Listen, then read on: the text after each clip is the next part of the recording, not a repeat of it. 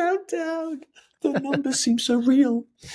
Um, yeah. Good morning, So I Dom. realized that I've been the last two episodes. It's been a lot of me talking, and not necessarily a lot of you. And then obviously within the last month, right? BMW released the Vision Neue Klasse,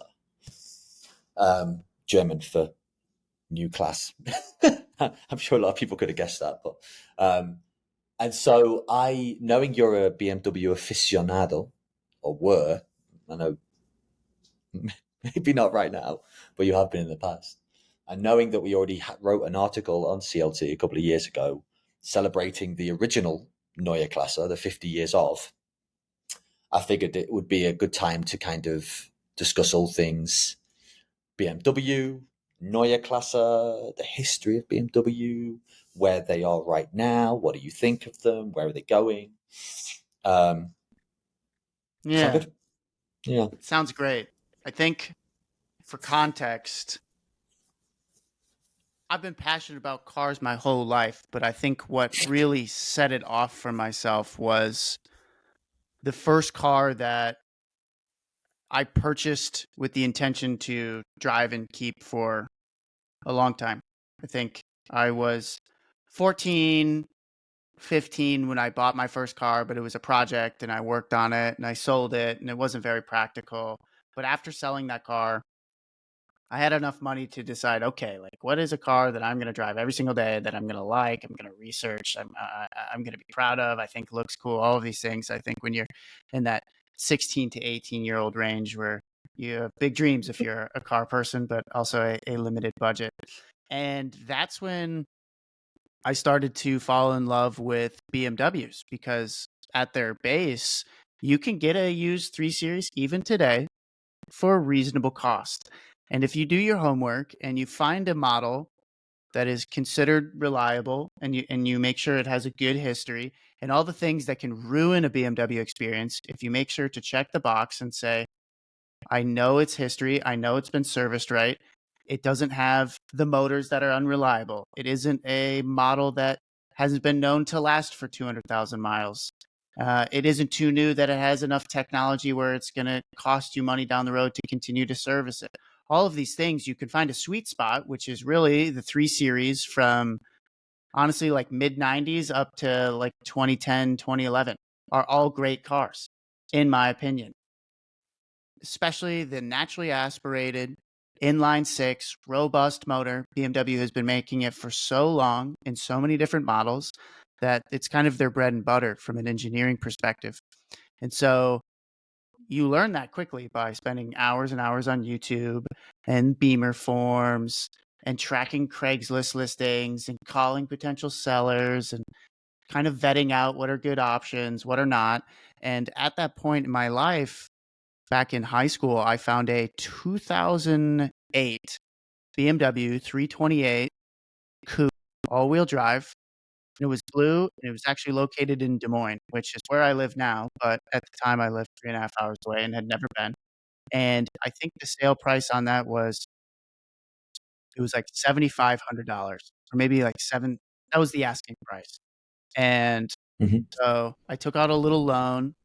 I had sold my last car for 5,000, so I was kind of close. It was a little more than I wanted to spend, but it looked incredible. Montego blue, coupe, BMW. I'd never seen one before. I didn't know anyone that owns one. Everyone that I talked to that was BMW fans in my hometown or had owned them before said, "Oh, naturally aspirated. It's good." Didn't even have the iDrive system, so it was like no screens, still analog gauges, everything. Analog. But it has the angel eyes, so I mean, it looked cool in my opinion. And that E92 body style is still one I think looks great today. And at the time, I drove down there, drove it around, thought it was unreal for a first kind of like car that I was purchasing with a large sum of money, and I bought it. And subsequently, drove that car for the next 5 years, put a ton of miles on it, had a lot of great memories in high school, after football games, had a girlfriend at the time, looked cool in it with it. And that's kind of what cemented me to love uh, BMWs. And subsequently, I've had a great relationship, some better than others, and owned over 20 BMWs at this point.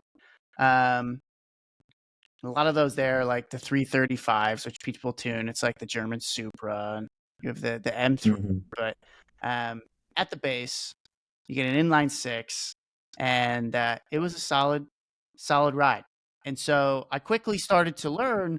Well, this car was great. I ended up selling it when I went to college. Someone made me an offer I couldn't refuse. Made like a good amount of money on it after driving it for so long, and I started to continue to learn what BMWs were good. And I have the opinion now that from the year 1999, 98, up until probably like the 2010 era, BMW made some of the best sports cars in the world and competed with all of the manufacturers for the price, for the performance, for the practicality. BMWs had 4 seats. They all had leather. They could perform excellent on any racing environment. The power was incredible even from a dig, so it wasn't lacking just in kind of street racing environments. They looked good. Some were more reliable than others, but not so much that I ever had a catastrophic failure. And my BMWs have never been the most expensive cars I've owned.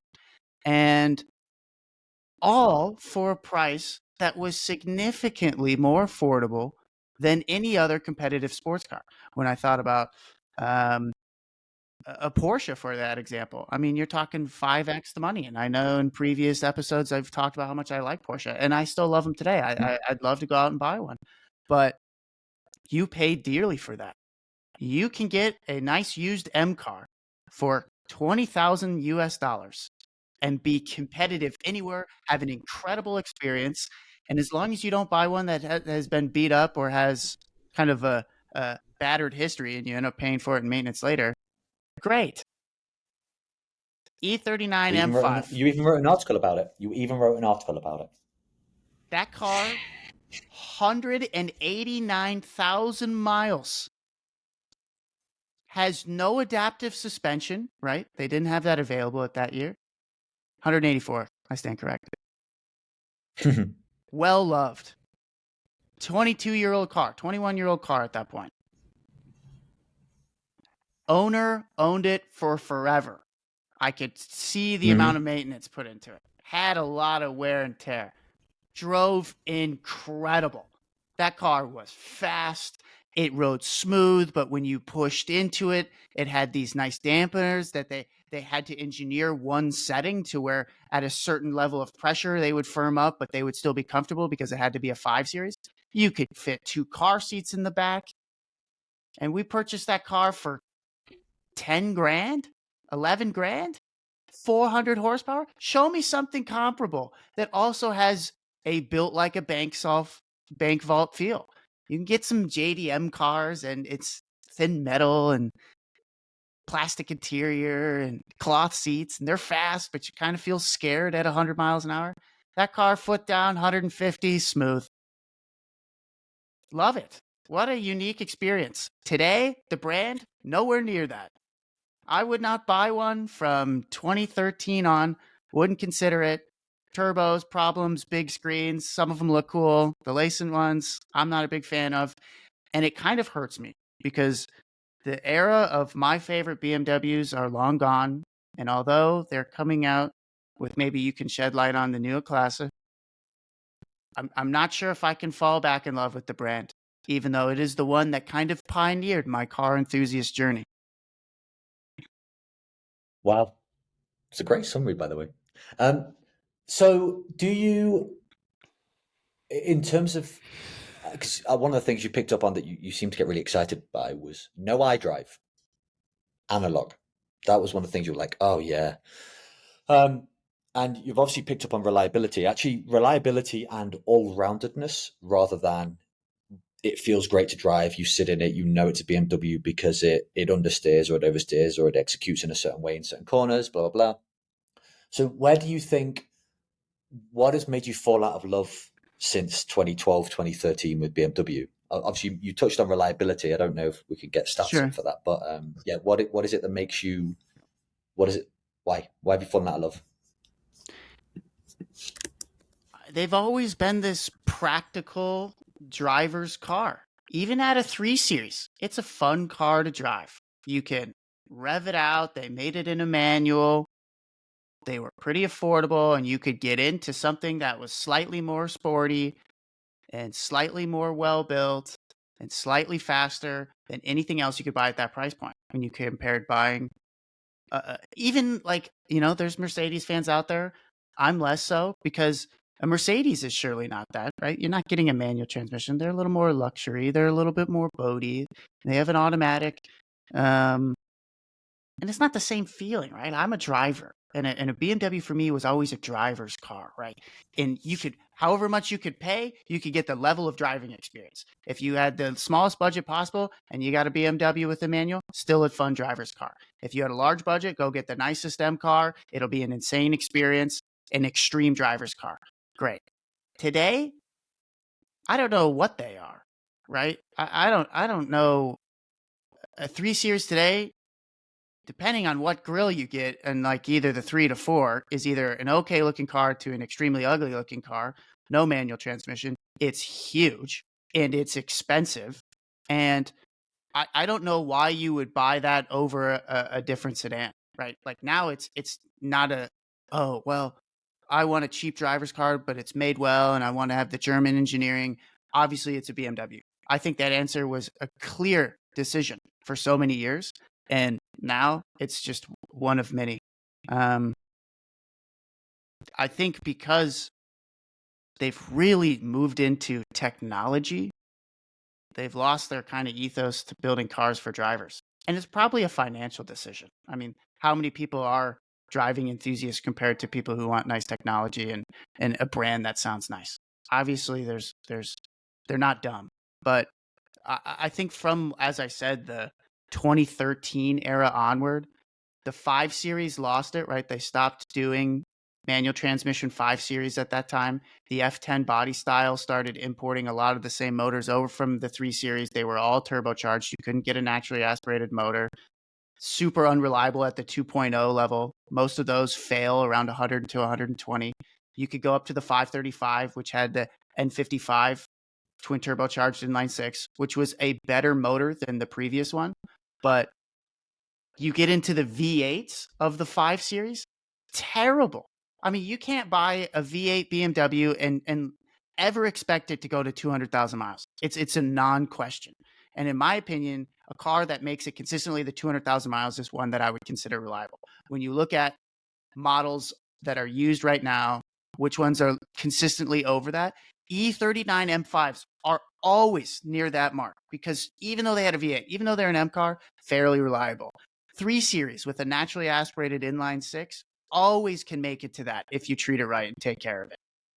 A new BMW today, I have no idea if we're going to be seeing those in 10 years with 200,000 miles. Feels unlikely. So I put this up because this is from 2020. Actually, Mm. this is one of the more recent ones I could find. BMW at eighth, certainly ahead of more premium pets. I mean, with the exception of Lexus, maybe, although I wouldn't necessarily put them in the same band. But if you're talking about like premium, mid-range premium, it's Lexus, fair play at number two. Then really it's BMW because then after that, I mean, you could say Cadillac, you could say Audi, you could say maybe Acura, you could say obviously Mercedes Benz, Volvo. These are Jaguar, obviously Jaguar aren't any competitors anymore. Way down the list. I So mean, BMW are actually eighth, it but shocks it's me to see like a Honda that low, right? I mean, yes, I the know, Honda, the I Honda know, Civic. I mean, me too. I don't know how much I dig into this. I mean, I'm sure there's like,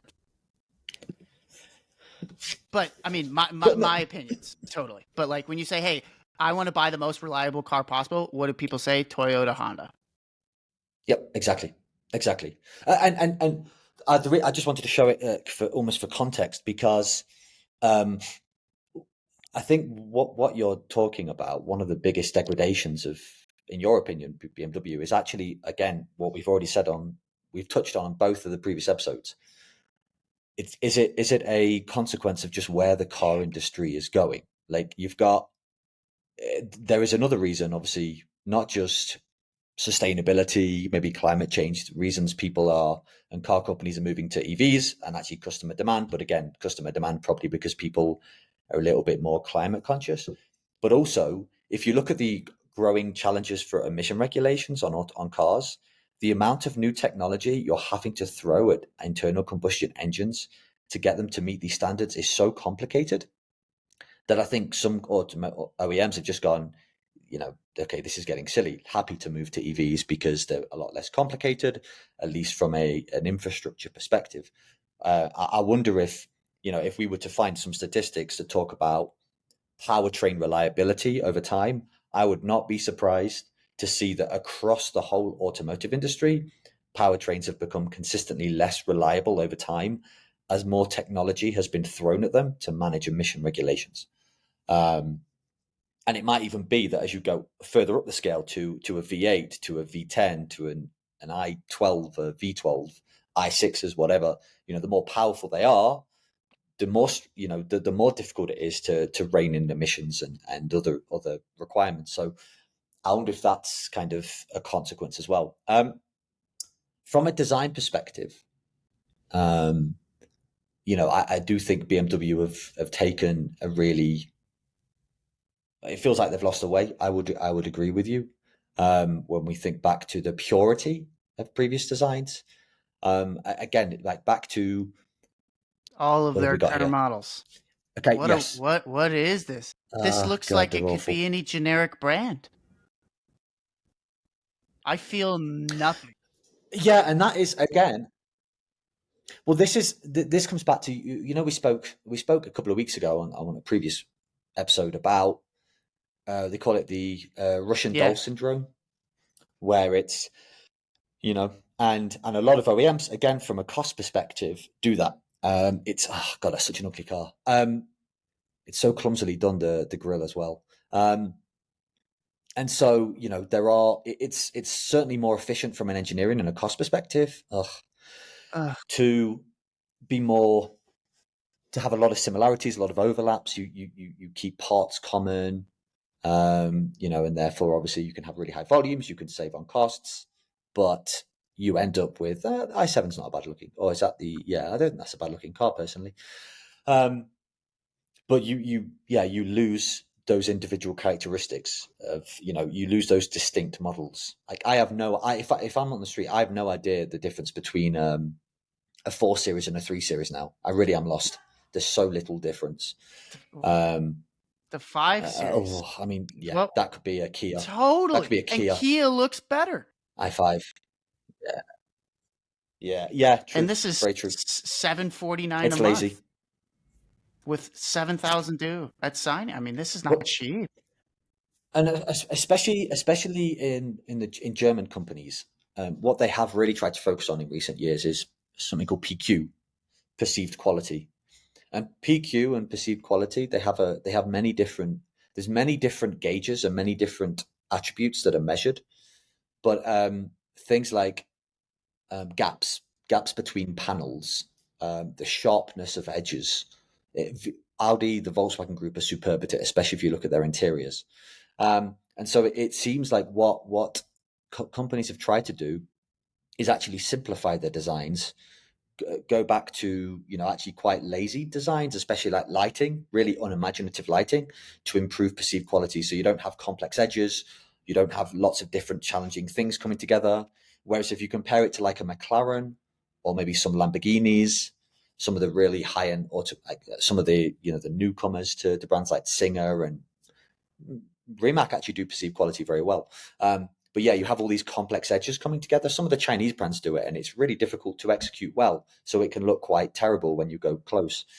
BMW, Audi, Mercedes, especially, try to avoid that, but it leads to very bland designs. But again, like maybe this is a good chance to look at the Neue Klasse actually, because this is where's the video? Here we go. So this is the Neue Klasse for the Vision Neue Klasse. Can I play the video? There you go.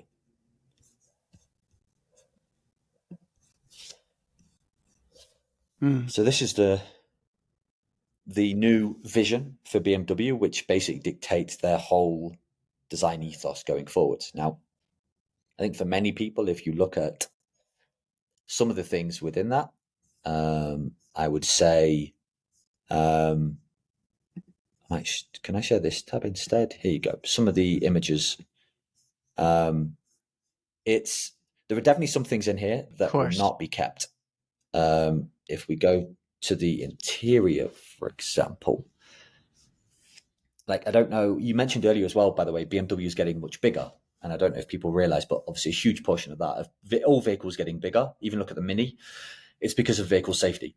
Vehicle safety around the world is driving, new challenging tests that have to be passed.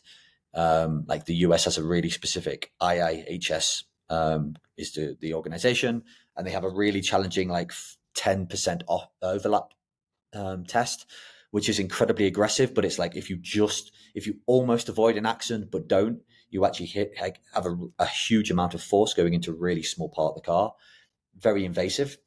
Um, so it leads to bigger cars. It leads to more structure. So this, for example, like there's no way you'd be able to have this much glass Mm. and this little structure in the car, for example. Even if you went to like a carbon fiber, for example, that actually wouldn't work at all, really, because you don't transfer the loads. It's a very stiff system, and you need a lot of crumple in certain areas. Maybe across the roof beam, but like in the A pillars, you would it just you can't transfer the load as you would want. So I would expect a lot less glass here and a lot more structure, which means less natural light. So it's not the nicest place to be. Um, but in terms of like front end, like a lot of this feels doable. The rear end again, like the lights look pretty expensive, but Mm-hmm. I think they're pretty cool. It's a to me it looks like a pure design. You still have the Hofmeister kink right at the back of the rear window, which we'll go into in a bit. We'll cover the background of that. Nice proportions in regards to wheel arches. It's a pretty simple design. I don't expect the diffuser and actually the full rear end to look like that, but what do you think? What are your thoughts on I this think it's new nice. vision, Um, Drake? I see. I see. I think Yeah, nice is yeah. it's interesting to see how they've put the big screen in the middle, like the Model 3. Um, the seat Yep. design is kind of interesting how they're like really cupped in there. Almost looks like a piece of interior furniture. Um, Mm-hmm. but like Mm-hmm. honestly, like I've seen a lot of crazy cars come out from BMW on these like special design editions or kind of like inspiration that we draw from, and nothing they make looks anything like it. So do you actually think we'll start seeing cars like this at all? Or this is just kind of like the designers went wild and they'll pull bits and pieces from this into their current design? Or like, what's the purpose of this car? I definitely think there'll be. I definitely don't think the new 3 Series, for example, or the 5 will look exactly like this vehicle. But actually, it's not. I don't think it's that conceptual. If you look at it, like so, there are some features. So actually, the front and rear ends. If we can dig into this a little bit more, right? This front end, there are back to vehicle safety. There are limitations, especially in Europe, but the US it's coming in regards to pedestrian impact. Let's go to this is a better angle. So actually, when a car hits a pedestrian, God forbid, um, you have that. You obviously don't want to kill the person. You also want to minimize damage, and so there are quite a lot of different tests for like leg models, for example, for the bumper, for where the head hits the screen, what happens if the head hits the hood.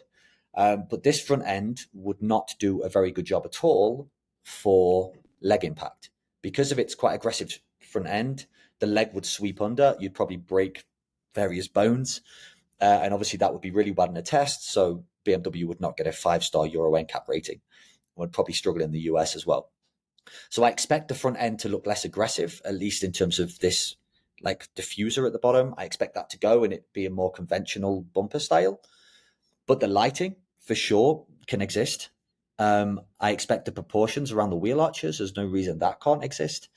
Maybe the mirrors. I mean, going to cameras, it's cost, but it's legal now in many countries. It's becoming more conventional. I expect a lot of the glass house to stay kind of the same, apart from the beamer along the front, the A pillars, those two structural pillars that come down either side of the glass at the front. They'll grow wider, so the windscreen will be a little bit less. I actually don't expect the Yeah. seats to look like that, unfortunately. Um, I think the doors could stay the same, but you'll see much more trim around the glass. The glass looks, it's really smooth. There's no transition into or there's no like change around. There's no seals on these doors. You'll have to have seals, so those doors will look a bit more conventional. And then I guess if you go to the rear end, like that rear end, apart from again this lower diffuser, maybe a little bit.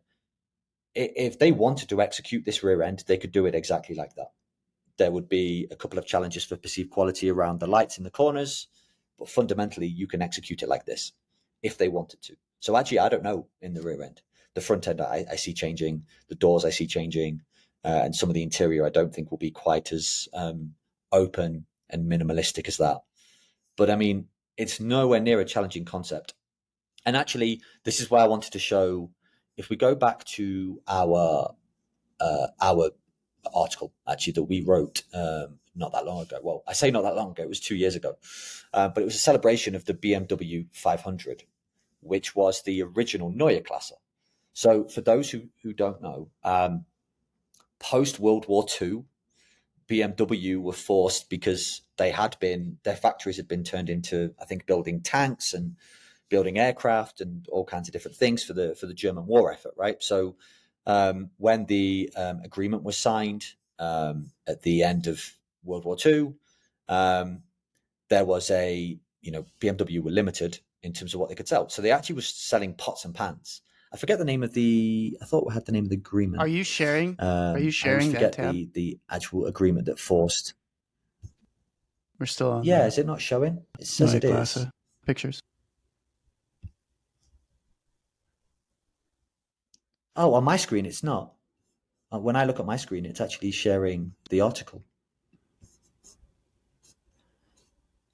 What? When I go to Maybe my stop main sharing. screen, it's actually showing the article. Let me share again.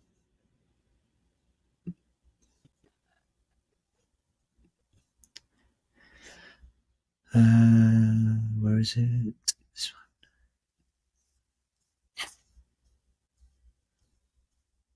that Loading. better?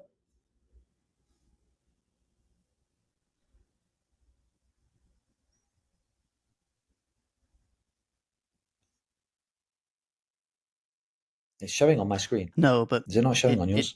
uploads locally. So Okay.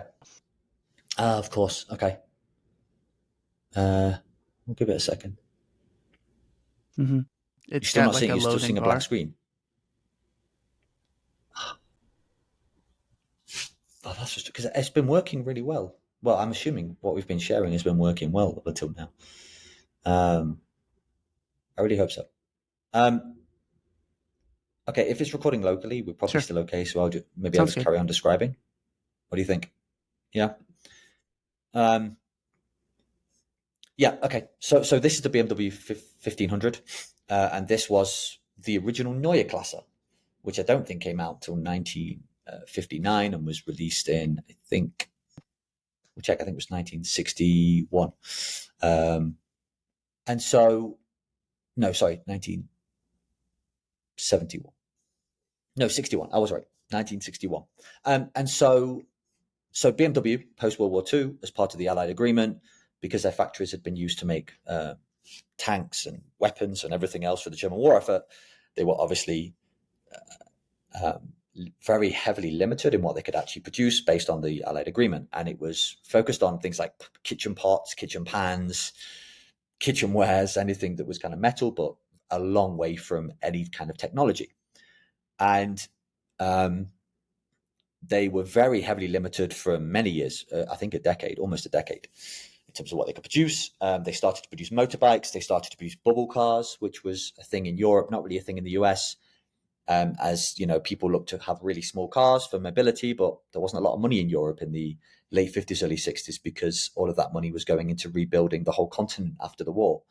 And then in a guy called Wilhelm Hofmeister, who was the head of design at BMW, was tasked with designing a Neue Klasse, a new class of vehicles, and his first vehicle was the BMW 1500. So again, if you look at the front end, you can see Mm. where the Neue Klasse vision is kind of emanating from.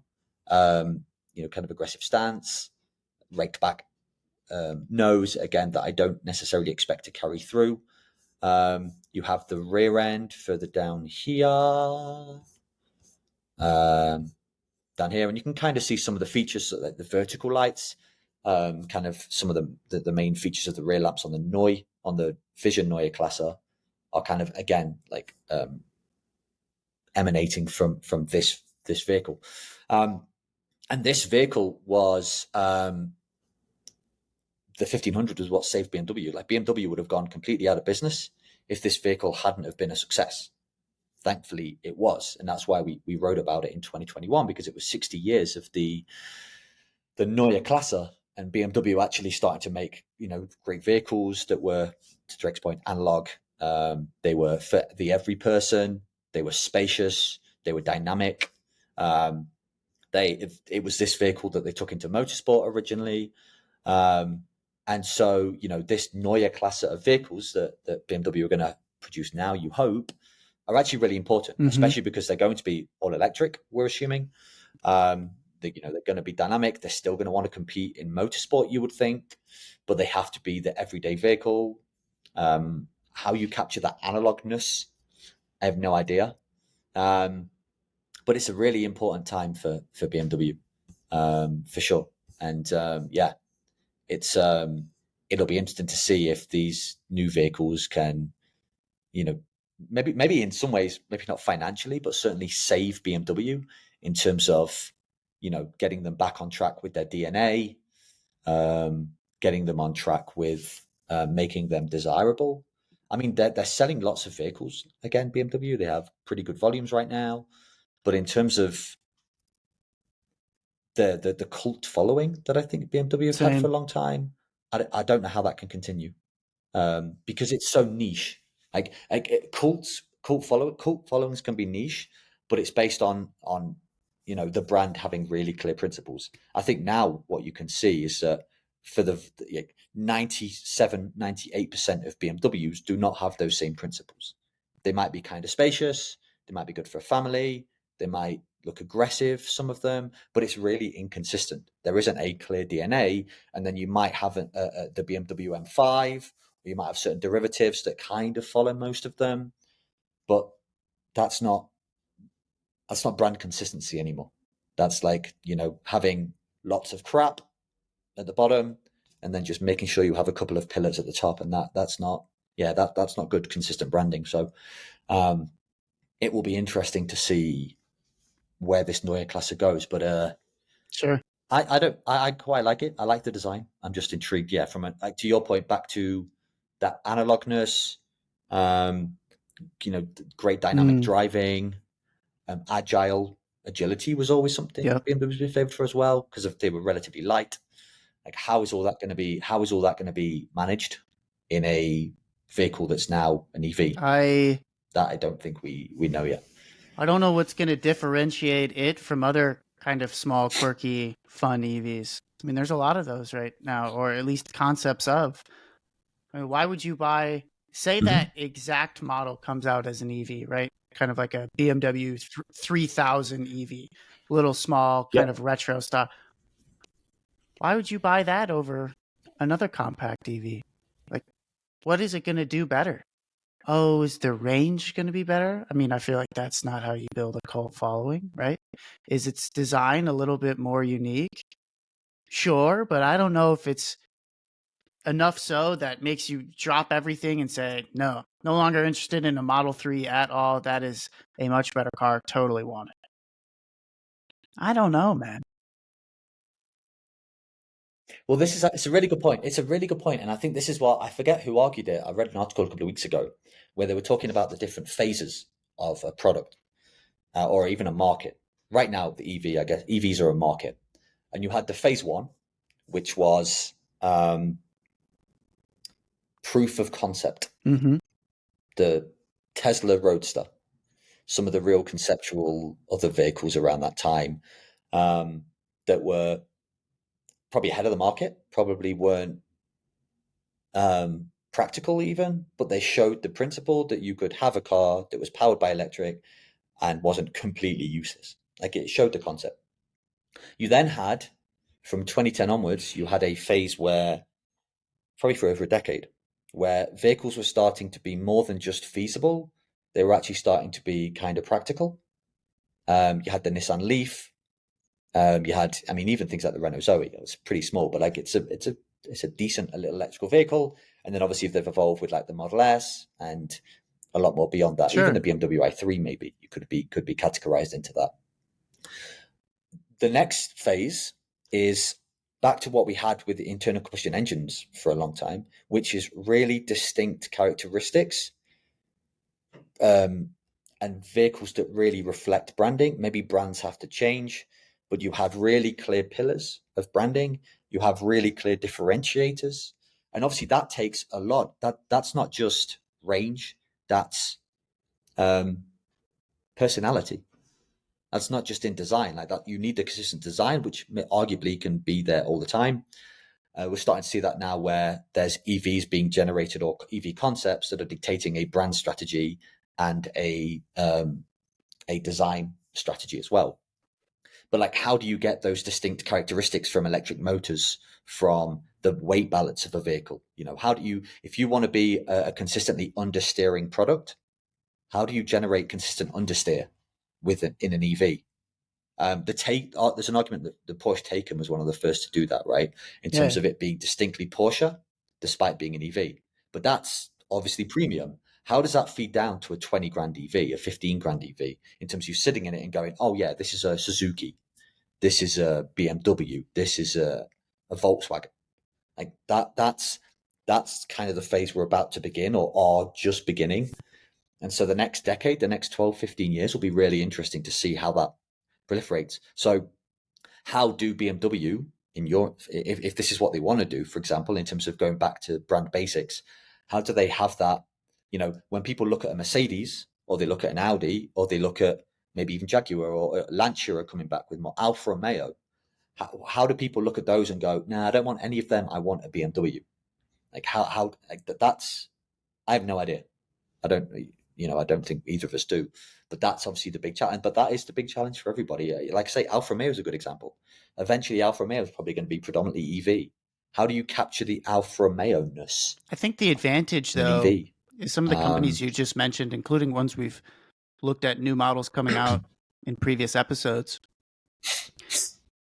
because the brand was either small or had such a downturn previously, they were, in my opinion, much better able to nimbly adapt to the EV market and kind of reframe their whole thought process, reframe their structure, understand how they're going to reapproach this EV market and kind of went all in and have made really creative models.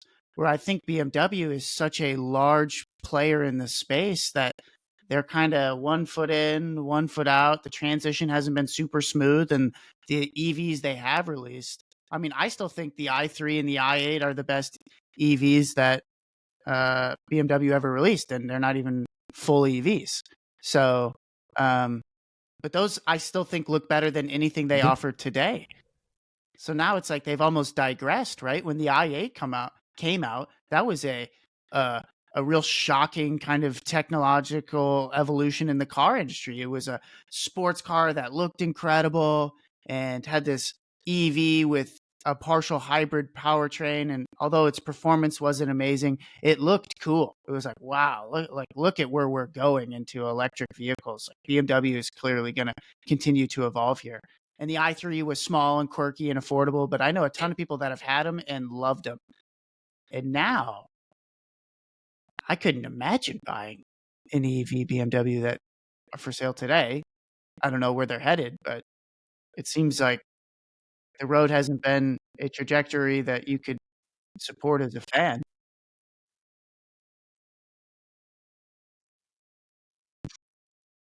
Well, and I think that's the challenge, right? Because, like we said earlier, so many companies now chase big volumes. You're at this point where certain companies, especially like a Tesla, have really set a standard for from a design perspective, they understood very, very quickly what people wanted in interior because they interacted with technology, most consumers. So therefore, forget all these clunky interiors. Let's keep things really simple. So many companies, like you said, who weren't able to adapt quickly are panicking. They're trying to get to that point, but they're going to have to find that step change to go back to their own DNA eventually. So what they're trying to do is make sure they don't lose too many sales by making sure they deliver what they know is popular.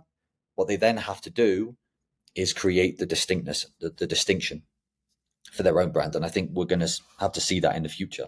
I mean, wouldn't necessarily say BMW were famous for their interiors. Maybe they were slightly adapted. They were one of the first to kind of Huh. sweep the IP, to kind of slightly face it's a cool car, to sweep the IP a little bit. One of the very early E's to so the kind of the whole dashboard center was facing the driver. It was very driver centric interior.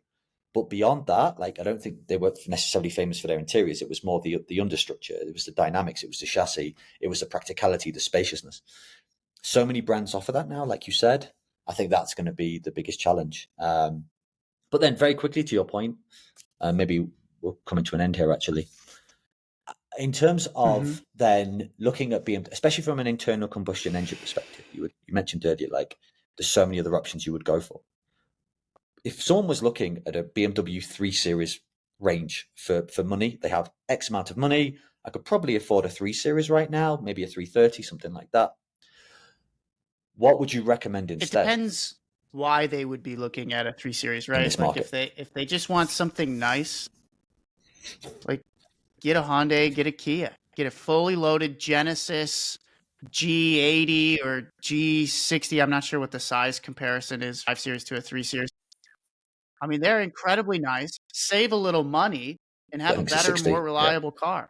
And you can probably get the what is it, Genesis R Sport. They have like a more version that would probably give you just as much of a thrill. Um, Otherwise, I mean, I don't know if I could recommend a five, A4, just because I haven't been in a new one. But I mean, I would say that's probably something to consider. Um, Otherwise, I don't know. Get a Model 3. I mean, why are you looking at ICE? Convince me that you really want an ICE vehicle right now. Otherwise, get an EV. Like, it's going to be a more sporty experience to drive. And I would be hard pressed to believe you were in a situation where you couldn't actually own an EV for practicality reasons.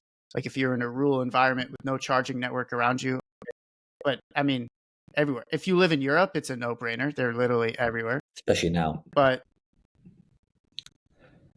I've oh, interesting. Just to touch on this, so this is the latest JD Power, by the way, and we have Genesis and Kia in the top three, both part of the same branding. Hyundai also in there, all part of the same overall brand structure. BMW's only just above the industry average now. It's fallen quite a lot in the 3 years. Um, but again, though, this is the other problem. And maybe come back to look where the other premium brands are. Like, look where How Mercedes is that Benz even is. Look right? where Audi is. It's because JD Power's owned by Tesla's like pretty low the down, the admittedly. owner of Toyota and Um, the owner of GM. I don't think that's actually true, but I but think this people is are.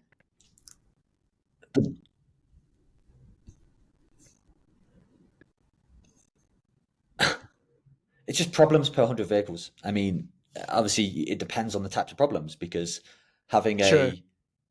I don't know, a misfitted door card or a slight issue Is that one with a a slightly problem to loose a problem? air vent on a Right. dashboard versus my engine's collapsed, or my Still, coil, my rear coil is broken. Yeah, exactly. But even so, if you look at the fact that all the premium brands are quite a long way down, the Buick is shocking. um, I mean, I don't know how a Buick with the versus exception of a Buick, Chevy. which is It's the interesting, same car with a and different Lexus badge. actually again, Toyota, towards the top. Just no one's buying them, Yeah. so there's just less problems. So I mean, they're very close, right? So maybe, but I think it's an indictment of premium vehicles, and especially like I say, there's this race to kind of be everything, especially on the internal combustion engine side for the emissions regulations, but still trying to maintain performance. I think you could see a lot of differences. I think this will shake up a lot in the next 5-6 years. But yeah, it's we're talking about reliability. To your point, like it depends what people's preferences are, you know. But if you're in the money for a practical, like you said, back to with the exception of maybe real dynamic performance, BMW spaciousness, practicality, dynamic, good looking, comfortable. Has to There are be. a lot of competitive brands out there now. So Which this Neue Klasse has to be a it's one of game those. changer. It's one of those. Puts a lot of It's pressure on it. it's it's one of Yeah, those I brands agree. that we could easily Viel Glück, see BMW. really fall down a demise in our lifetime, or we could see some serious shifts and changes, and they pick things back up. But I think we're both on the same page that they are surely not where they once were, and it's kind of sad.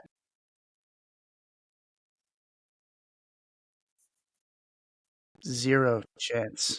Well, put it this way: would either of us buy? Would either of us go and buy a No. BMW right now? Not a And hope in hell. here's the kicker. Not in the I last. drive a Not a BMW model every in the day. last year. Not a model That's of the my last daily driver. 12, 13 years. Like I Not a want chance in to be hell. a fan, and they've stripped that from me. And I'm sure I'm not alone. I know. Yeah.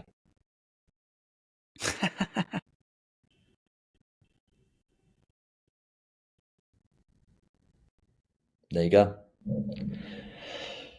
All right. That was a good talk. I really enjoyed it. Thank you. I'm glad we got to touch on, especially